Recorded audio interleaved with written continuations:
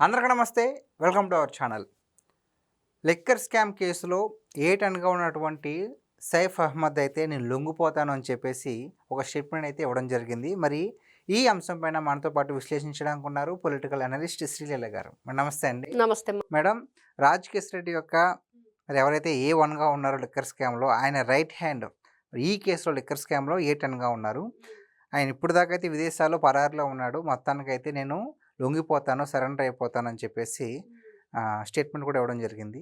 ఎందుకంటారు? అసలు ఏం జరుగుతుంది?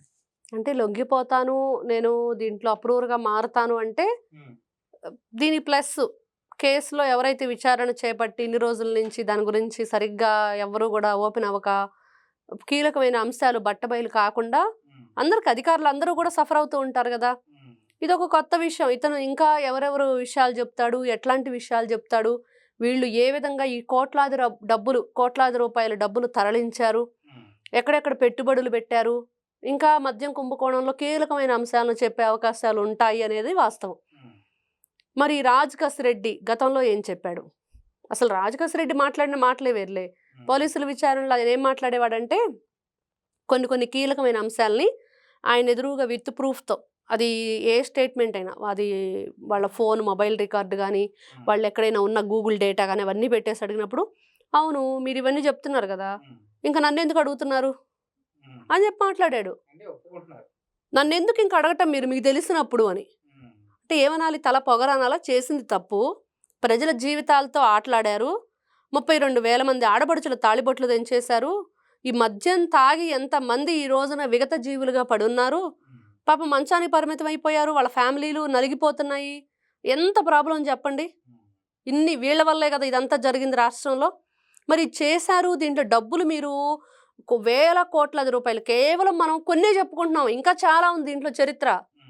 ఈ రోజున ఈ రవాణా చేసిన దాని మీదే ఉంది, కానీ ఈ బాటిళ్ళు ఎవరు తయారు చేశారు, లేకపోతే స్టిక్కర్లు ఎవరు అంటించారు, లేకపోతే దీంట్లో ఇంకా చాలా రకాలుగా ఈ డిఫరెంట్ పేర్లతోటి వాటిని జే బ్రాండ్స్ ఏవైతే బయటకు వచ్చినాయో ఆ జే బ్రాండ్స్ మీద వీళ్ళు ఎలాంటి పాత్ర పోషించారు అనేది కూడా. ఇప్పుడు సజ్జల శ్రీధర్ రెడ్డి ఉన్నాడు, అతనికి ఏదైతే ఆ లిక్కర్కి సంబంధించిన డిస్టిలరీస్ ఉన్నాయి, బేవరేజెస్ ఉన్నాయి, దాంట్లో కీలక పాత్ర ఆయన పోషించినప్పుడు ఆయనకి ఏం చెప్పారు, నువ్వు సైలెంట్గా కూర్చో, ప్రజలకి వాళ్ళకి హాని జరిగిన ప్రాణానికి నువ్వు విదేశాల నుంచి మద్యం తెచ్చుకొని తాగు అని చెప్పి వాళ్ళ మీటింగ్లో మాట్లాడుకున్నారు. అంటే విదేశాల నుంచి మీరు తెచ్చుకొని తాగుతారు, వేరే స్టేట్స్ నుంచి తెచ్చుకొని తాగుతారు, మీరు చేసిన నాసిరకం మాత్రం ప్రజలకు ఇచ్చి వాళ్ళ ప్రాణాలు వాళ్ళ జీవితాలు నాశనం అయిపోయినా పర్లేదు. ఇది వీళ్ళందరూ కలిసి చాలా, అంటే ఇక్కడ మనం గతంలో చెప్పుకున్నాం, ఈ బూనేటి చాణక్య కానీ, లేకపోతే అవినాష్ రెడ్డి అని కానీ, లేకపోతే వాళ్ళ బ్రదర్ ఇంకో అబ్బాయి ఉన్నాడు, వీళ్ళందరూ కూడా చాలామంది దీంట్లో ఈశ్వర్ కిరణ్ ప్రసాద్ కానీ, ఈశ్వర్ కిరణ్ కుమార్ రెడ్డి, ఇలా చెప్పుకుంటూ వెళ్తే యూత్ వాళ్ళు ఇంజనీరింగ్స్ చదివి మంచి గోల్డ్ మెడలిస్ట్గా ఉన్న పిల్లల్ని డబ్బు ఆశ, కేవలం మీకు మంచి శాలరీ ఉంటుంది, ఏం లేదు, ఆ డెన్నుకి కాపలా కూర్చో, మేము అట్టపెట్టెలతో డబ్బులు పంపిస్తే వాటి మీద ఎన్ని కోట్లు ఉన్నాయో రాసి అక్కడ పెట్టుకో, ఎవరు అక్కడ రాకుండా చూసుకో, నీకు అన్నీ ఫ్రీ, ఫుడ్ బెడ్ అన్నీ అని చెప్పేసి వాళ్ళని ఒక రకమైన దీనిలో ఒక మాఫియాలోకి దించారు. వాళ్ళు కూడా అలానే మోసపోయి వీళ్ళతో పాటు చేతులు కలిపి ఈ రోజున జైలు పాలయ్యారు.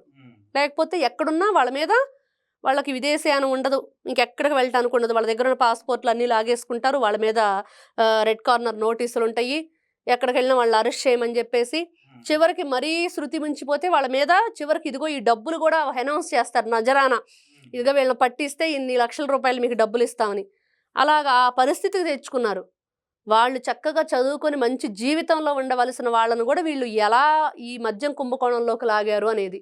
దీంట్లో చెవిరెడ్డి భాస్కర్ రెడ్డి పాత్ర ఏంటి, మరి దీంట్లో ఈ రాజకేష్ రెడ్డి పాత్ర ఏంటి, ఇవన్నీ కూడా చెప్పింది విజిల్ బ్లోయర్ విజయసాయి రెడ్డి కదా. నేను విజిల్ బ్లోయర్ని, నేను అసలు అది ఇదని చెప్పేసి ప్రతిసారి మెరుపు తీగలాగా బయటకు వచ్చేసి ఒక మెరుపు మెరిచి వెళ్ళిపోతాడు, ఏదో ఒకటి వేసేసి, ఏదో ఒకటి ఒక దాంట్లో ఒక రాయేస్తాడు, సైలెంట్గా ఉన్న వాటర్లో రాయేస్తే ఏమైద్ది, ఇలా అవన్నీ కూడా తరంగాలు వస్తూ ఉంటాయి, అవన్నీ కూడా ఒకసారి అలా రాయేసి వెళ్ళిపోతాడు అనమాట. అలాంటి వ్యక్తి విజయసాయి రెడ్డి. అసలు పార్టీని ఎందుకు వదిలేశాడు, ఆ తర్వాత ఆయన రాజ్యసభ సభ్యత్వానికి ఎందుకు రాజీనామా చేశాడు, ఈ రోజున ఈ మద్యం కుంభకోణం విషయాన్ని అసలు ఎందుకు బయట పెట్టాడు, అసలు ఎందుకు ఈయన అప్రూవర్గా మారాడు, అసలు విషయాలు బయటకు చెప్తుంది ఏంటి, లోపల వాళ్ళతో మాట్లాడుతుంది ఏంటి. కాబట్టి మనం అనుకుంటున్నట్లుగా వీళ్ళు ఎవరు కూడా విషయాలు బయట పెట్టట్లేదు అంటూనే కొత్త వ్యక్తుల పేర్లు బయట పెడుతుంది అక్కడున్న సిట్ కానివ్వండి, వీళ్ళు కానివ్వండి, ఈడీ కానివ్వండి. దీంట్లో ముఖ్యంగా ఈ రోజున ఈ సైఫ్ అహ్మద్ అనే వ్యక్తి అరెస్ట్ అయితే, అతను అప్రూవర్గా మారితే మాత్రం చాలా కీలకమైన అంశాలు వస్తాయి, కీలకమైన వ్యక్తుల పేర్లు కూడా వస్తాయి అనేది వాస్తవం. మేడం అయితే ఈ లిక్కర్ స్కామ్ కేసు అనేది అంతిమ లబ్ధిదారుడి దగ్గరికి, అంటే మరి చాలామంది చెప్పుకునేది ఏంటంటే జగన్మోహన్ రెడ్డి గారే దీనికి అంతిమ లబ్ధిదారుడు అని అంటున్నారు, కానీ ప్రూఫ్స్ కావాలి. సో మరి ఆ ప్రూఫ్స్ లభించే రోజు ఎప్పటికి వస్తుంది అనుకుంటున్నారు అసలు? ఆల్రెడీ అందరికీ తెలుసు, ప్రూఫ్ లేదు, ఏం లేదు. జగన్మోహన్ రెడ్డి ఏం చెప్పాడు? రాజకేశ్ రెడ్డికి మాకు సంబంధం ఏంటి? ఎవరబ్బాయి రాజకేశ్ రెడ్డి? ఎక్కడి నుంచి వచ్చాడు? ఏంటి కొత్త పేరు? మనం ఎప్పుడు వినలేదే అని అన్నాడు. అరే రే జగన్మోహన్ రెడ్డి గారు, ఇటు చూడండి ఒకసారి, ఇదిగో ఈ వీడియో చూడండి అని చూపెట్టి, నీ లీగల్ అడ్వైజర్గా ఉన్న వ్యక్తి ఎవరు? రాజకేశ్ రెడ్డి అని చెప్పి గుర్తు చేసాం అందరం. ఇంక పాపం భయం వేసింది. అరే నిజంగా వీళ్ళు మొత్తం ఎట్లా కొడితే గూగుల్లో అట్లా వచ్చేస్తున్నాయి, ఇప్పుడు మన విషయాలన్నీ బయటకు వెళ్ళిపోతాయి అని చెప్పేసి ఊరుకున్నాడు. నీ సీఎం ఆఫీసులో పనిచేసిన వ్యక్తులు ఈ ధనుంజయ రెడ్డి, కృష్ణమోహన్ రెడ్డి, వీళ్ళకి దీంట్లో ఇంకొక వ్యక్తి కూడా ఉన్నాడు తెలుసా మీకు? కీలక పాత్ర పోషించే వ్యక్తి, బాబాయ్ గొడ్డల కేసులో కూడా అతన్ని విచారణ జరిగిన వ్యక్తి ఒకరున్నారు. అతను కూడా దీంట్లో కీలక పాత్ర పోషించాడు అనేది. ఎందుకంటే ఇతను వీళ్ళకి ఆ ప్రిన్సిపల్ అడ్వైజర్గా ఉన్నాడు అనేది. అతను కూడా అజయ్ కల్లం కూడా అతి త్వరలో విచారణలు ఎదుర్కోవాలి. అజయ్ కల్లం దగ్గరికి ఎప్పుడైతే ఇది వెళ్ళిద్దో అప్పుడు జగన్మోహన్ రెడ్డిని కూడా టచ్ చేస్తారు. ఎందుకంటే అతను ఈ దీంట్లో చాలా మంది కీలక పాత్ర ఎవరైతే ఉన్నారో, ఈ ధనుంజయ రెడ్డి, కృష్ణమోహన్ రెడ్డి, వీళ్ళ ద్వారా వ్యక్తుల నియామకాలు జరిగాయని, వీళ్ళ ద్వారానే ఇవన్నీ కూడా అతను అడ్వైజ్ లేకుండా ఏది కూడా ముందుకు వెళ్ళలేదనేది.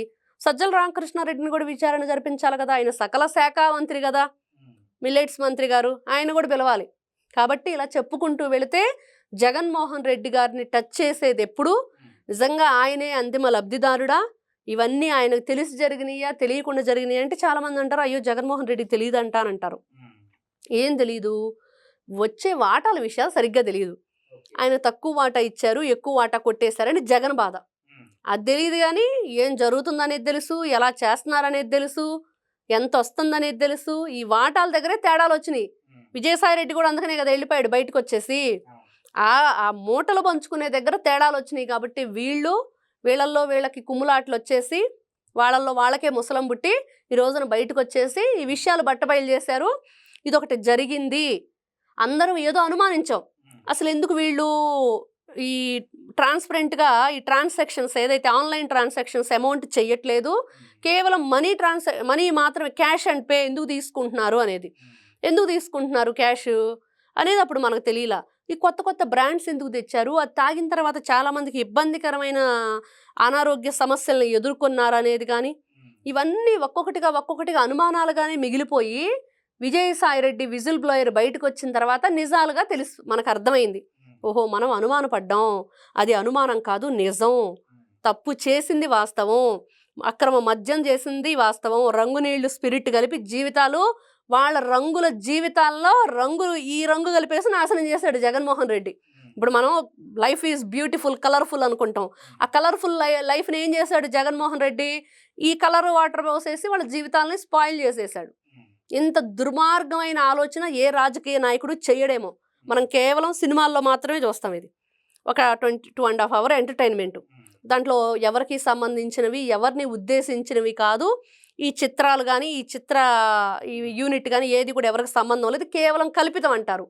కానీ ఇక్కడ మనం 2019-24 మధ్య మాత్రం నిజ జీవితంలో ప్రతి ఒక్కరూ అనుభవించినాయి, ప్రతి ఒక్కరికి కూడా ఇది అనుభవంగా జరిగింది. మరి పురంధరేశ్వరి గారిని ఎందుకు అవమానపరిచారండి వీళ్ళు? ఆవిడ వచ్చి ఏమడిగింది, ఇక్కడ ఏదో జరుగుతుంది, ఇది ఇలా మద్యం అక్రమంగా వీళ్ళు తయారు చేస్తున్నారు, ఇదేదో దీంట్లో ఉంది కల్తీ అంటే, విజయసాయి రెడ్డి ఇప్పుడు నేను విజిల్ బ్లోయర్ని, నేను ఆ క్వార్టరీలో లేను, జగన్మోహన్ రెడ్డి చుట్టూ ఒక క్వార్టరీ ఉందని చెప్తున్నాడు కదా, ఆ రోజు నీకేం సంబంధం ఉందని చెప్పేసి పురంధరేశ్వరి గారిని పట్టుకొని ఆ మాట అడిగావు. మీకు మద్యం తాగే అలవాటు ఉందేమో, నాకు లేదు అని. అంటే కల్తీ మద్యం ఉందని చెప్పి చెప్పడానికి మద్యం తాగాల? ఒక మహిళను పట్టుకొని ఆ మాట అడిగిన వాడిని ఏం చేయాలి? చొక్కా పట్టుకొని రోడ్డు మీదకి ఈడవాలి. నువ్వు తప్పు చేసి ఈరోజు నువ్వే చెప్పావు కదా తప్పు జరిగిందని, మరి ఈరోజు నువ్వు బహిరంగ క్షమాపణ చెప్తావా? మహిళకి చెప్పే ధైర్యం ఉందా? ఆ రోజు తప్పు మాట్లాడాను నేను ఒప్పుకోవాలి కదా. నేను ఈ రోజున విజిల్ బ్లోయర్ని, నేను అన్నీ ఒప్పేసుకుంటాను, అప్రూవర్గా మారిపోతాను, లేకపోతే దీంట్లో అసలు నాకు సంబంధమే లేదు, జగన్ చుట్టూ కోటరే ఉంది, ఈ మాటలన్నీ కూడా కట్టిపెట్టు. నువ్వు ఏటువి ఎప్పుడు ఏటువే, నువ్వెప్పుడు జగన్మోహన్ రెడ్డి ఆత్మవే, నువ్వెప్పుడు సైకో, చిన్న సైకో, ఈ పిల్ల సైకో, పెద్ద సైకో ఇద్దరు ఎప్పుడు కూడా కలిసే చేస్తారు ఏది చేసినా.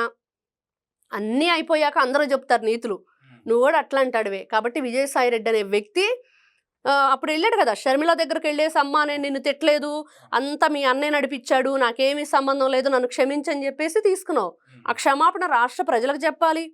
నువ్వు ఏ మహిళనైతే అవమానపరిచావో వాళ్ళకి చెప్పాలి. ఇంకా ఉంది కదా, ఈ రోజు నేనేదో వెళ్ళిపోతాను వ్యవసాయం చేసుకుంటానని కాసేపు చెప్తావు. అతనికి స్టెబిలిటీ లేదు చూడండి. మళ్ళా వచ్చేసి పార్టీ పెడతానంటాడు, లేకపోతే ఒక ఛానల్ పెడతానంటాడు. ఇలాగా వీళ్ళ ఆలోచన విధానం, గతంలో వీళ్ళు చేసిన పనులు, ఈ రోజున ఎవరైతే ఈ సైఫ్ అహ్మద్ అనే వ్యక్తి ఉన్నాడో ఇతను కూడా బయటకు వస్తే అన్ని విషయాలు చెప్తాడనటంలో మాత్రం ఎటువంటి సందేహం లేదు. ఓకే, థ్యాంక్ యూ అండి. నమస్తే అమ్మా.